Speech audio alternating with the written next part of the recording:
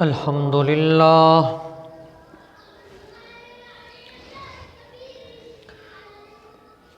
الحمد للہ وکفا والصلاة والسلام علی من لا نبی بعد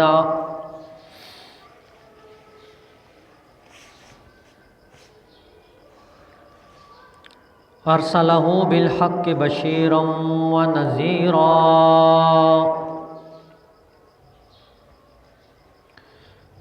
وداعیا الی اللہ بإذنہ وسراجا منیرا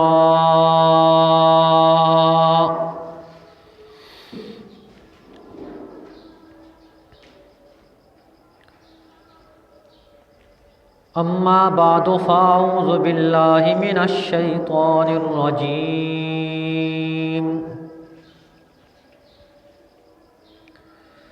بسم اللہ الرحمن الرحیم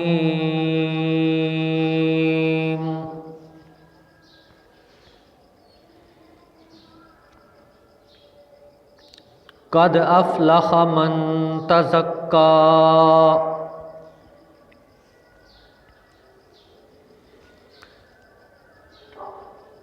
وذکر اسم ربہ فصلی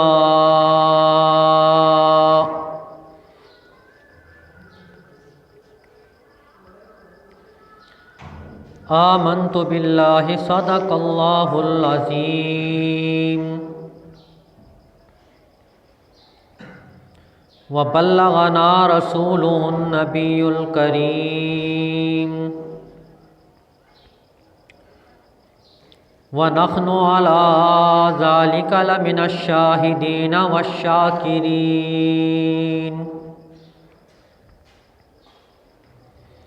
والحمد للہ رب العالمین۔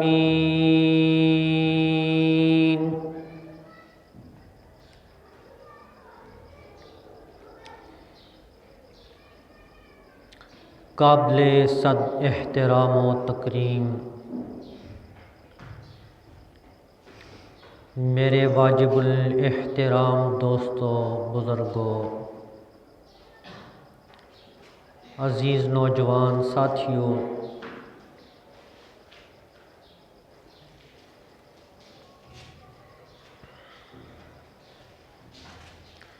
اللہ رب العزت کا لاکھ لاکھ شکر ہے کہ اس نے ہمیں رمضان المبارک کا بابرکت مہینہ عطا فرمایا۔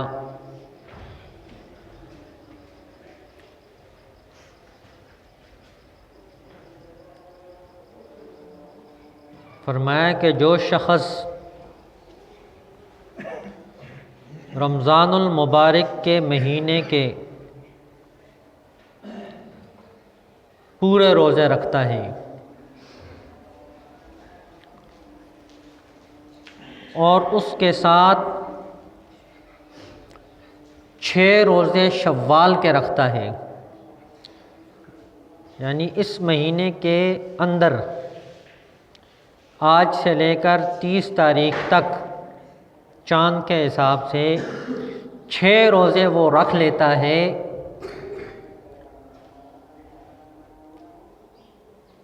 تو حساب میں لکھا جاتا ہے کہ اس نے 365 دن روزے رکھے ہیں،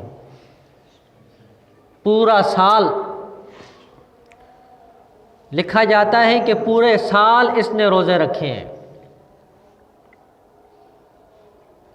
اللہ کی کتنی کرم نوازیاں ہیں اپنے بندے پر،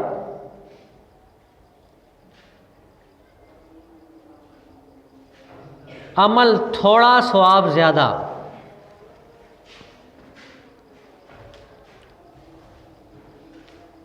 کوئی بھی شخص ایسا کام نہیں کر سکتا کہ انسان سے کام تھوڑا لے اور اجرت زیادہ دے۔ یہ جوتیاں باہر رکھو، جوتیاں باہر رکھو، یہ مسجد ہے، چکو باہر رکھو ساری جوتیاں، ہاتھاں نال چک، یہ مسجد صاف جگہ ہے۔ تو پسے ورشا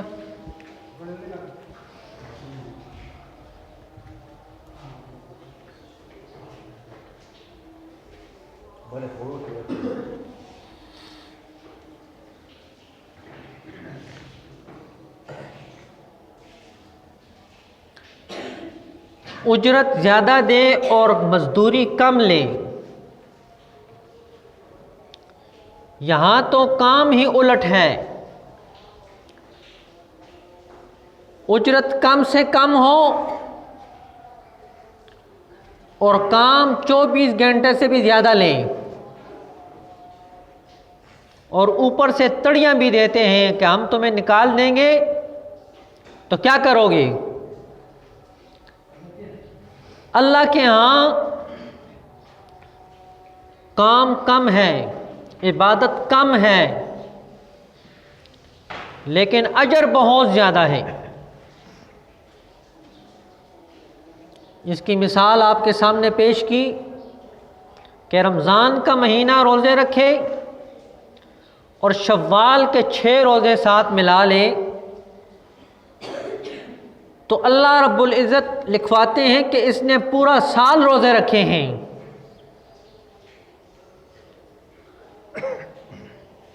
اور ہم نے بھی آپ پہ آسانی کر دی کہ ایک بندہ عید کے دن نظر آتا ہے تو ہم کہتے ہیں پورا سال یہ نظر آتا ہے۔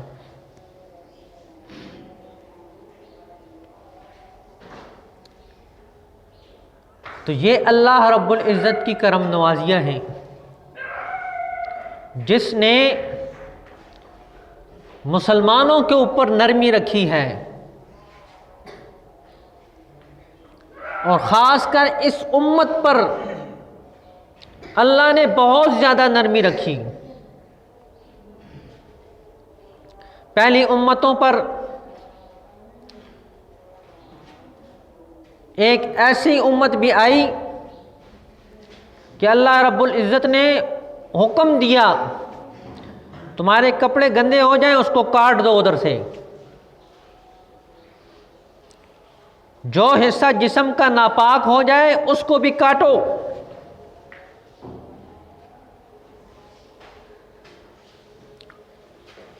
اور یہ حکم ہمیں مل جاتا تو ہمارے لیے تو مسئلہ بن جاتا، لیکن نبی کریم صلی اللہ علیہ وسلم کی نسبت کی وجہ سے اللہ رب العزت نے اس امت پہ آسانیاں پیدا فرما دیں، اور اس روزے کی وجہ سے اللہ رب العزت انسانوں کے دلوں کو پاک کر دیتا ہے، اور اللہ رب العزت نے بھی کامیابی کا اعلان ان لوگوں کے لیے کیا ہے جن کا دل پاک ہوتا ہے۔ قد افلح من تزکا، اللہ رب العزت نے قد کا لفظ لایا ہے،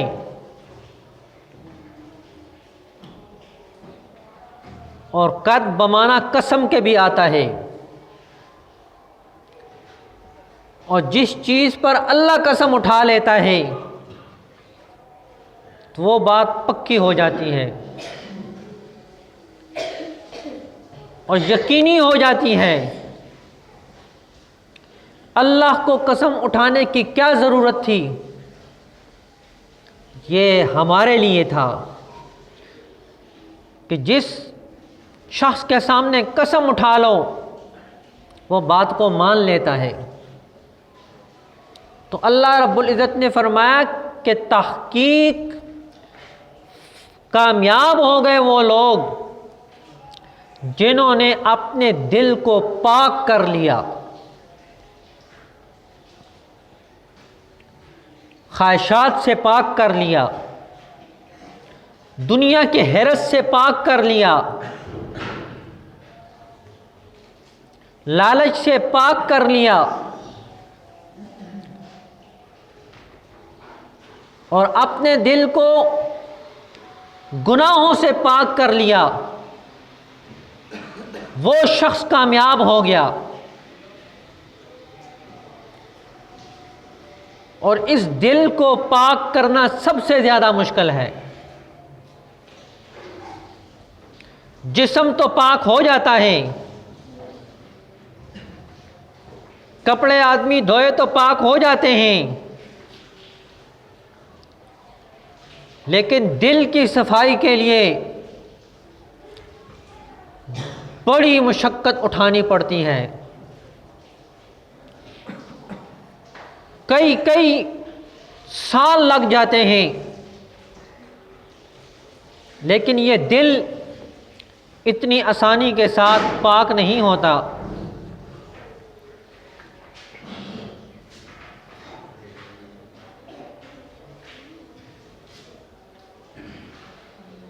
اور یہی وجہ ہے کہ جب ہمارے اکابرین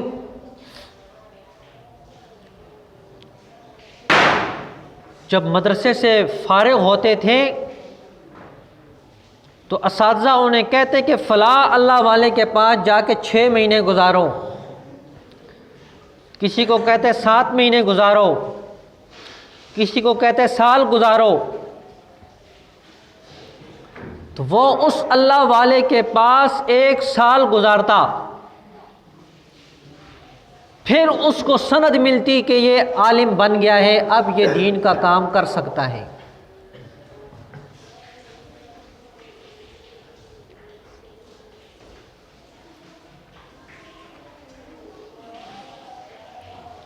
تو دل کی صفائی اللہ والوں کے پاس بیٹھنے سے آتی ہے۔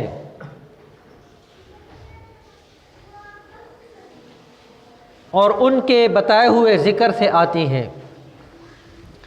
ہر شخص کا اپنا ایک طریقہ کار ہوتا ہے، ذکر کے حساب سے بھی۔ بعض اوقات ہمارے ساتھی خود ذکر شروع کر دیتے ہیں، پھر کچھ دنوں بعد چھوڑ دیتے ہیں، پھر کہتے ہیں جی ہم پہ جادو ہو گیا ہے، کسی نے تویز کر دی ہے۔ تو وہ کسی سے پوچھنے کے بغیر جب آدمی کام کرتا ہے تو پھر یہی کچھ ہوتا ہے۔ اور یہ بات ہمیں عجیب لگتی ہے،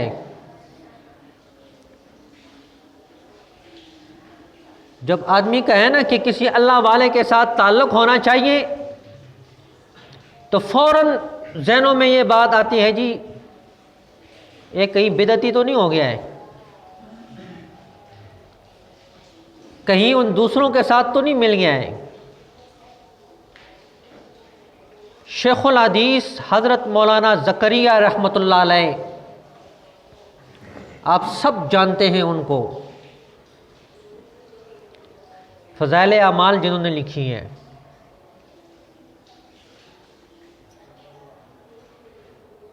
ایک کتاب ہمارے سامنے ہے فضائل اعمال، فضائل صدقات، ان کی بے شمار کتابیں ہیں، عربی زبان میں بھی ہیں، اردو میں بھی ہیں۔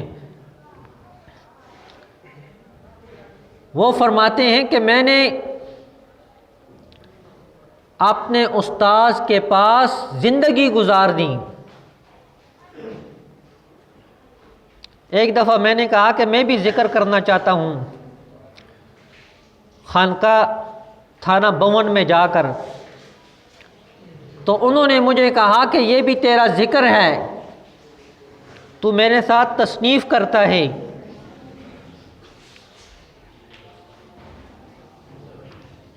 الدر المنضود ایک کتاب ہے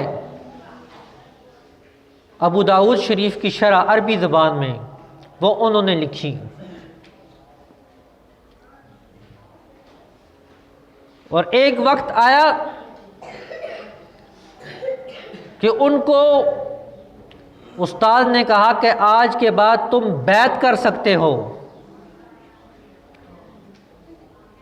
انہوں نے کئی دنوں تک اس سلسلے کو موقوف رکھا، ایک دفعہ خاندان کے کچھ لوگوں نے اصرار کیا کہ ہمیں بیعت کیا جائے، انہوں نے انکار کر دیا، تو وہ جانتے تھے کہ ان کو کہاں سے پکڑنا ہے، تو وہ مولانا الیاس رحمۃ اللہ علیہ جو تبلیغی جماعت کے بانی تھے ان کے پاس چلے گئے، انہوں نے بلایا اور کہا میرے سامنے ان کی بیعت کرو۔ تو یہ بیعت کا سلسلہ اس وقت سے بھی ہے اور پہلے سے چلا آ رہا ہے، پروفیشنل نہیں تھا، لیکن جتنے بھی اللہ والے گزرے ہیں جنہوں نے دنیا میں کام کیا ہے، سب کا اللہ والوں کے ساتھ کوئی نہ کوئی نسبت تھی۔ تو جب اللہ والوں کے ساتھ نسبت ہوگی تو تب جا کے دل کی صفائی ہوگی، اور اسی کو فرمایا کہ قد افلح من تزکا، کامیاب ہو گیا وہ شخص جس نے اپنے دل کو پاک کر لیا۔ ہمارے ہاں تو بڑا آسان ہے، تھوڑی سی عبادت ہم نے کی پھر وہ جتاتے پھرتے ہیں، ہر ایک کو بتانا ضروری ہوتا ہے۔ وہاں یہ چیز نہیں تھی، وہ عبادت بھی کرتے تھے، کسی کو خبر نہیں ہوتی تھی، خواتین تک ایسی عبادت کرتے کہ ہم تصور بھی نہیں کر سکتے، اور ہماری خواتین سوچ بھی نہیں سکتی۔ شیخ الحدیث مولانا زکریہ رحمۃ اللہ علیہ فرماتے ہیں کہ میری دادی نے ایک دفعہ مجھے کہا قرآن سناؤ، میں نے ٹال دیا، پھر کہا، میں نے ٹال دیا، ایک دن میں تنگ آ گیا تو میں نے کہا چلو سناتا ہوں جی۔ کہتے میں نے 15 پارے ایک رکعت میں پڑھے، اور پھر دوسری رکعت میں 2 رکوع پڑھ کے سلام پھیر لیا، اور دل ہی دل میں خوش ہو رہا ہوں کہ آئندہ کبھی نہیں کہیں گی کہ مجھے قرآن سناؤ۔ تو کہتے ہیں حیرانگی اس وقت ہوئی، سلام پھیرنے کے بعد دادی اماں نے کہا کہ بیٹا 15 پارے میں روزانہ نفلوں میں پڑھتی ہوں، مزہ تو اب آئے گا کہ آگے پڑھ کے سنا۔ یہ اگلے 15 بھی سنا۔ یہ خواتین کا عالم تھا، لیکن کسی نے اشتہار نہیں لگایا کہ 15 پارے روزانہ پڑھتے ہیں، اور یہ بھی نہیں، اس سے بھی بڑی بڑی عبادتیں لوگوں نے کی ہیں، لیکن کسی کو بتایا تک نہیں۔ اور یہ بھی جن کی عبادت ہمارے سامنے آئی ہے، یہ بھی ہمارے لیے سبق کے طور پہ ہمارے سامنے آئی ہے، ورنہ صحابہ اکرام رضوان اللہ علیہم اجمعین کے واقعات اس سے بھی آگے ہیں۔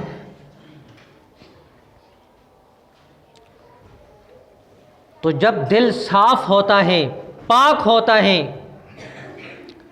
تو عبادت بھی اتنی ہی صاف ستھری ہوتی ہے، اس میں ریا نہیں ہوتا، اس میں دکھلاوا نہیں ہوتا، اس میں نمائش نہیں ہوتی، اور وہ خالص اللہ ہی کے لیے ہوتی ہے۔ تو اللہ رب العزت نے فرمایا قد افلح من تزکا، تحقیق کامیاب ہوا وہ شخص جس نے اپنے دل کو پاک کر لیا۔ وَذَكَرَ اسْمَ رَبِّهِ فَصَلَّى، آگے اللہ رب العزت نے وجہ بیان کی ہے کہ وہ اللہ کا نام بھی لیتا ہے اور نماز بھی پڑھتا ہے۔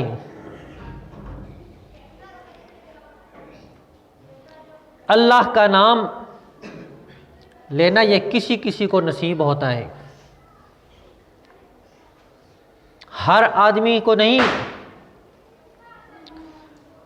اور وہی شخص اللہ کا نام لیتا ہے جس کے دل میں اللہ کی عظمت ہوتی ہے،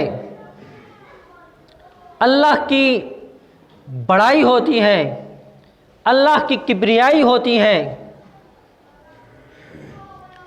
اور اللہ سے ڈرنے والا ہوتا ہے، جس کے دل میں اللہ کا خوف نہیں ہوتا، اللہ کا ڈر نہیں ہوتا، وہ اللہ کا نام کم لیتا ہے۔ اور جس کو اللہ رب العزت سے حقیقی تعلق ہو جائے تو اس کا تصور بھی اللہ کی ذات بن جاتی ہے۔ دنیا کی مثال آپ دیکھ لیں کہ ایک آدمی کے ساتھ معمولی سی محبت ہوتی ہے، دل میں اس کی معمولی سی جگہ بن جاتی ہے، تو بات بات پہ اس کا نام لیتے ہیں۔ موضوع کہیں اور چل رہا ہوتا ہے، وہ اس کا تذکرہ کرنا شروع کر دیتا ہے۔ تو جس کو اللہ کے ساتھ محبت ہو جاتی ہے تو وہ بھی اللہ ہی کے تذکرے کرتا ہے، وہ پھر دن رات نہیں دیکھتا، وہ پھر اللہ ہی کا ہو جاتا ہے۔ اور اسی کو کہا وَمَنْ أَحْسَنُ قَوْلًا مِّمَّنْ دَعَا إِلَى اللَّهِ، کہ اللہ ہی کی بات اس کی زبان سے نکلتی ہے۔ اور فرمایا کہ فَصَلَّى، اور وہ نماز کو بھی قائم کرتا ہے، نماز کو بھی پڑھتا ہے۔ آج کل ایک نئی بات چل گئی ہے، یہ نماز قائم کرتا ہے۔ جی قائم کرنے کا کیا مطلب ہے؟ جی یہ جو تم نماز پڑھتے ہو نا، یہ تو صرف ٹکرے مارتے ہو۔ قائم کرنا یہ ہے بے شک نماز نہ پڑھو لیکن نماز کے طریقے پر چلو۔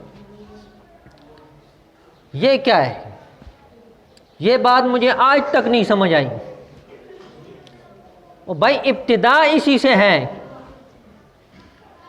کہ جو طریقہ نبی پاک صلی اللہ علیہ وسلم نے بتایا اس پہ چلنا ہے، اور اسی کو ہم نے چلانا ہے۔ اور نماز کے بارے میں وعیدیں بہت زیادہ ہیں۔ جو نہیں پڑھتا اس کے لیے بھی وعیدیں ہیں، اور جو مسجد میں نہیں پڑھتا اس کے لیے بھی وعیدیں ہیں۔ عموماً آپ کو یہ واقعہ سنایا جاتا ہے کہ نبی پاک صلی اللہ علیہ وسلم نے فرمایا کہ میرا دل کرتا ہے کہ میں لکڑیاں جمع کروں اور ان لوگوں کے گھروں کو آگ جلا دوں جو گھروں میں نماز بلا وجہ پڑھتے ہیں، گھروں میں نماز بلا وجہ پڑھتے ہیں۔ تو آپ صلی اللہ علیہ وسلم نے ایسا کیوں نہیں کیا؟ تو آگے وجہ بتا دی کہ اس وجہ سے کہ معصوم بچے گھروں میں ہوتے ہیں اور خواتین ہوتی ہیں جو مسجد میں نہیں آ سکتی۔ اس وجہ سے نبی پاک صلی اللہ علیہ وسلم نے یہ عمل نہیں کیا۔ وقت پورا ہو چکا ہے، بات کو ختم کرتے ہیں۔ چندوں یا خطبہ پہ لکھی گئی۔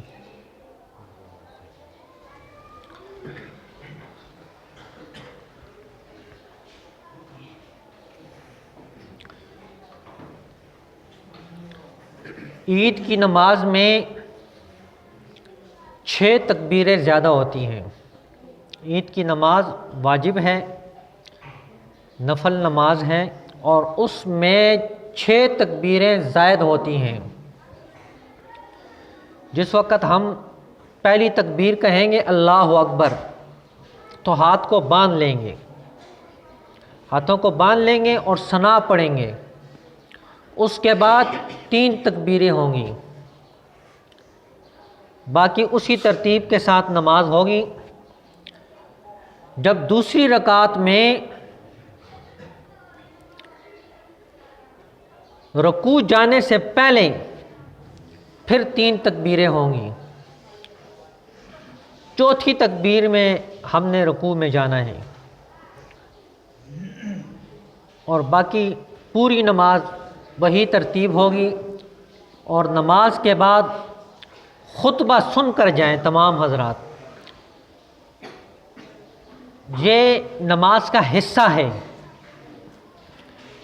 یہ میں اس لیے بتاتا ہوں کہ ہمارے ساتھی جو ہے نا یہ مصروف ہیں، جو قرب و جوار کے ہیں، جیسے ہی سلام پھرتا ہے نا نماز میں جمعے کے دن تو یہ بھاگ پڑتے ہیں۔